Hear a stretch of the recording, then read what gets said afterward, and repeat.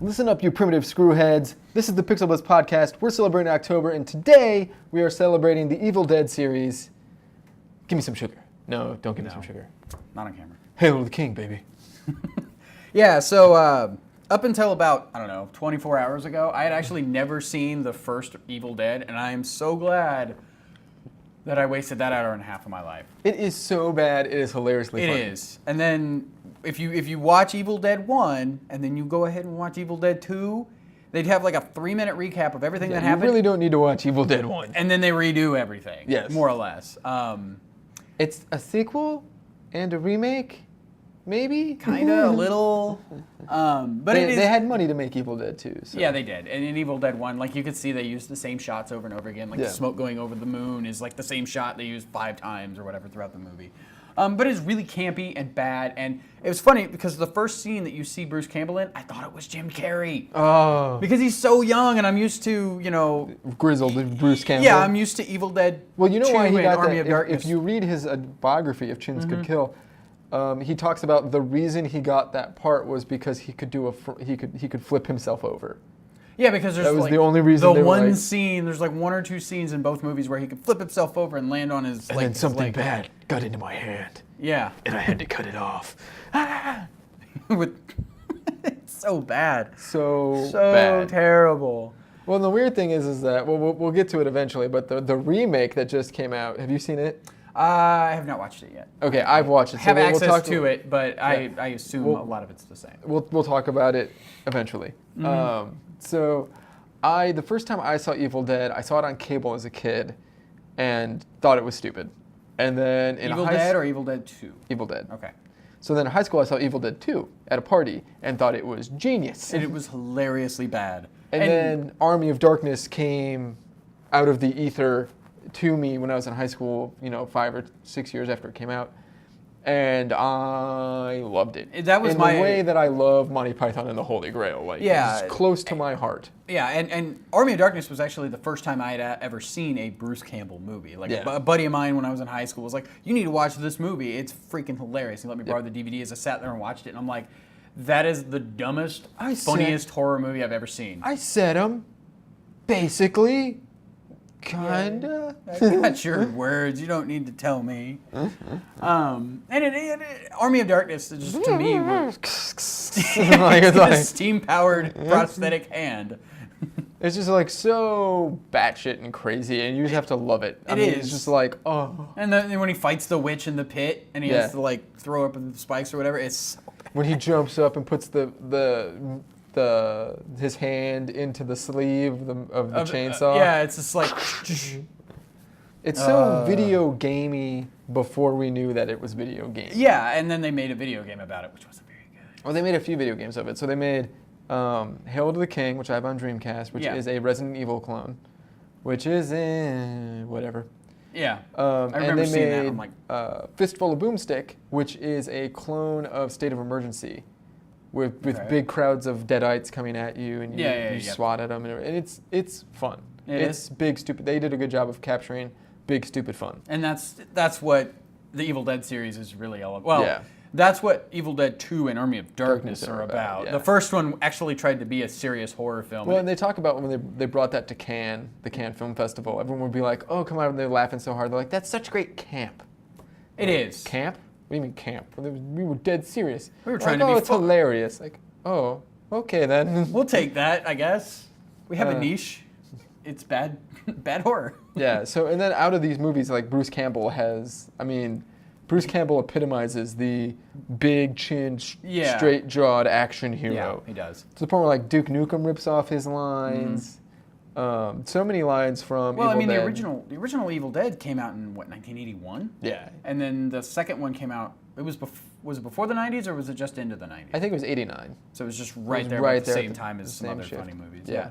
And so it was definitely pre-development on a lot of games that we played in the mid to late 90s. Yeah, but all these things like influenced those games. Yeah, it did. And it was so bad. I was watching Evil Dead 2 this morning before I came here. Evil Dead 2 is good. Yeah. I think Evil Dead 2 they know what their audience is. Yeah, and they know what they're going doing. for. Yeah. And it is over the top, like there's a scene where the hand is starting to like drive him crazy, and he's banging stuff over his head, and it's just those real cheap sugar plates over and over and over and over and over again. Yep. He flips over, cuts his hand off, and then the hand runs away. And then Army of Darkness is shop smart, shop S-smart, right? Yeah. Yeah, I love that line. Listen up, all you primitive screwheads. This here is my boomstick. There's a little bit more to that, but yes, I don't remember what it all is. Yeah. But yeah. Shop smart, shop S-smart. Okay. Now, and something I didn't realize when I was watching Evil Dead 2 today is there's a scene between him and the girls whose parents were in the cabin in the first movie who were dead by the time that Bruce Campbell got there. The redhead with the short-haired redhead? She was wearing a yellow jacket. Whatever. Anyway, they're talking about... No, that's not her then. Okay. Well, it's hard to tell. Tablet sucked. The one with the longer hair and the yellow jacket is the one he eventually cuts into pieces and she comes back to life, right? I didn't finish it. Oh. Anyway, they're talking about the hero from the sky, right? Yeah. And Bruce becomes the hero from the sky in the second movie, and I didn't realize that until after I had watched Evil Dead 2, and I'm like, oh, I get it. Yeah. And he goes back. It's just weird that he goes back in time in Tennessee or Kentucky or wherever the hell he is, and it's like, oh, hey, there's this big castle. When was there a big castle in Tennessee, especially in like 1300? Is it the end of the first movie that he has the shot with him and riding the shopping cart with the shotgun? I don't think so. Okay. Because at the end of the first movie... It's been a while since I've seen 2, so I think what happens in 2... probably 2. Is he goes... There's a scene with him in the shotgun fighting a witch and everything, and then he gets transported back in time, maybe. I don't know. Maybe I'm confused. People that know Evil Dead series a lot better than me can. Yeah, I mean, they talk about how you can manifest the evil and then throw it into the portal to send it back to wherever. Yep. And obviously they cover that in Army of Darkness, like that little 3-minute blurb at the beginning of that. But yeah, that's probably how Evil Dead 2 ends, or similar to that. Yeah. But yeah, it's so goofy and bad. It's just nice. It's just wonderful. So we'll talk about the remake a little bit, now that we're out of talking about the video games, and we're at like, the video games that I think like epitomize Evil Dead the most are both like Dead Space with the like ludicrous cutting off people's limbs stuff.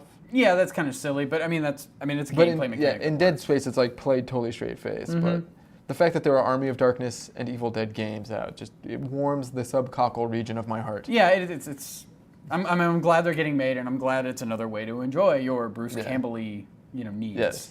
And Bruce Campbell shows up in like the tutorials for the Spider-Man games. Yeah. He's a voice in a lot of stuff. Yeah. And he was on some show on TNT or something. Like, it's not like he's completely out of work. Oh, he's Burn Notice. He's on Burn Notice. Yeah. It's just like to think that he actually got a career out of these like 3 super terrible yet exceedingly funny because they're so bad movies. Well, and they keep talking about they're going to do Army of Darkness 2 because there's a sequel to Armored. So we'll get into the remake. Took all the camp out of it and replaced it with like straight gore horror. Yeah, it was. That's what I've heard. Yeah. I say it is the slimiest movie I watched last year. It's really good, and they do a really good job of like taking the Evil Dead premise and making it a straight-laced horror movie. As straight-laced as possible. So at the end of it, like I was waiting, I was like, Bruce Campbell doesn't show up in any of this, and then at the end of the credits he goes, Groovy. It was like, okay, cool, we're done. Movie's over.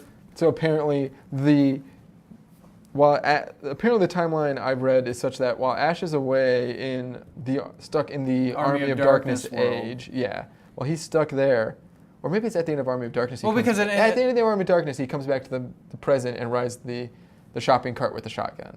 Actually, if I remember the end of Army of Darkness, he drinks the sleeping thing and he does one too many drops. And he winds up being 100 years past where he should be. And he wakes up and he's like, no, the world's in ruins. He's in the future, yeah. There's so many different...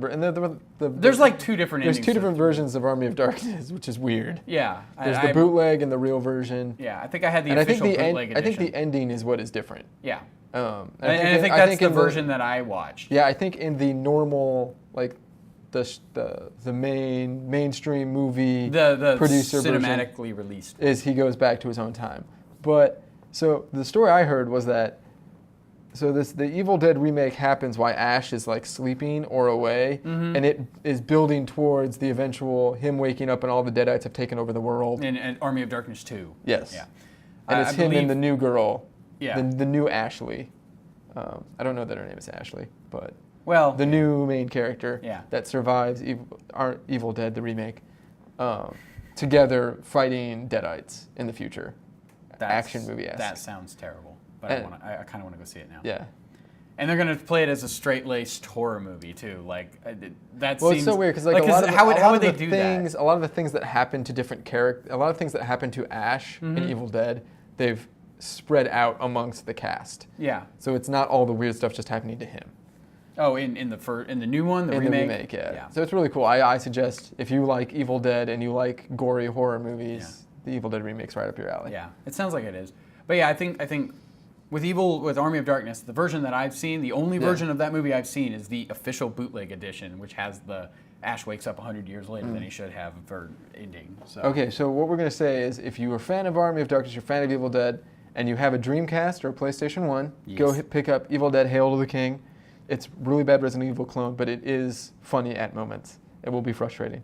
If you have a PS2 or you have a PlayStation 3 that plays PS2 games, go pick up Army of Darkness, Fistful of Boomstick. My copy is signed by the man himself, Bruce Campbell. Aren't you a lucky jerk? Bruce Campbell, yeah. It's real fun. It does a good job of capturing the Evil Deadness. Now, if you're looking for a modern game that captures Army of Darkness, Evil Dead, here's my suggestion. Go get Resident Evil 5. The one with Chris Redfield where he's in Africa. And turn on subtitles and drink a lot. And just make up stupid action hero lines that he can say while he's kicking indoors and stuff. He's basically invincible. Like, he's basically Ash without the sense of humor. So you have to provide the humor, and he'll provide the boomstick. He'll provide the boomstick. All right. Also, the House of the Dead games, House of the Dead Overkill, is totally that freaking like grindhouse, goofy, stupid Evil Dead. It's going for it. It is, and it to play it on the it's way over the top. That's a Wii and PS3 move required game, correct? So yeah, it's one of the goofiest, goriest games on the Wii. Yep. It was like one of the few things that made me go, damn, I almost wish I had a Wii still. Yep. But I bought it for the PS3 and it looked better. Well, and it had more stuff. Yep. Well, we'll see you in a few days. Until then, don't let the Deadites bite you. Make sure nothing evil gets into your hand. Also, if you have any comments for other games that you think like, oh, you guys totally missed this game that is totally Evil Dead, put it down in the comments. Yeah. Oh, quick blurb. If you have Munchkin, there is a way. I always play Munchkin with the vampires and the Lovecraft Munchkin, and that's pretty Army of Darkness Evil Dead-y. Yeah. And it's really funny too. I think I've played the Munchkin with the Cthulhu stuff, and that's pretty fun. Also fun. So we'll see you in a couple days.